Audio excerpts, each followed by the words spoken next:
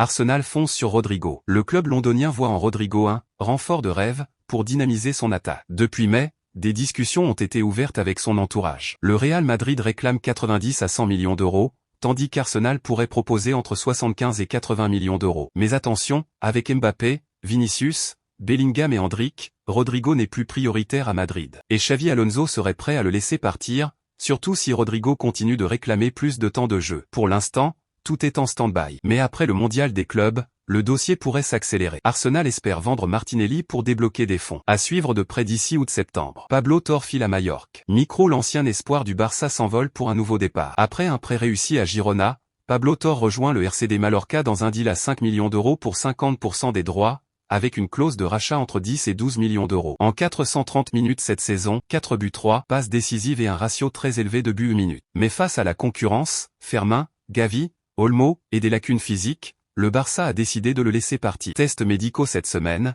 intégration immédiate prévue à Majorque. Ter Stegen visé par l'Inter Milan. Attention bombe. Selon plusieurs sources italiennes, l'Inter Milan pense à Marc-André Ter Stegen pour remplacer Yann Sommer, ciblé par Galatasaray. Le portier allemand est en froid avec le Barça, notamment depuis l'arrivée de Johan Garcia. Il est parfois cantonné à un rôle de second gardien. Ter Stegen a démenti un départ. Mais si Sommer s'en va, l'Inter pourrait accélérer le dossier. Pour l'instant, aucune offre officielle, mais un dossier à surveiller sérieusement. Léao, Bayern freiné, Arsenal ému à l'affût. Le Bayern a tenté une offre à 75 millions d'euros plus un joueur, Coman ou Goretzka. Mais le Milan AC ne veut pas brader son joyau portugais. Les Bavarois hésitent à cause du comportement et de l'implication défensive de Léao. Pendant ce temps, Arsenal et Manchester United observent et pourraient passer à l'action avec 70 à 80 millions d'euros. Le dossier est au point mort depuis mi-juin, mais tout peut basculer en fonction des mouvements du Bayern sur d'autres ailiers. Musiala gravement blessé. Coup dur pour le Bayern Munich et l'Allemagne. Lors d'un choc avec Donnarumma, Jamal Musiala s'est fracturé le péroné, avec en plus des lésions ligamentaires. Il sera absent 4 à 5 mois minimum,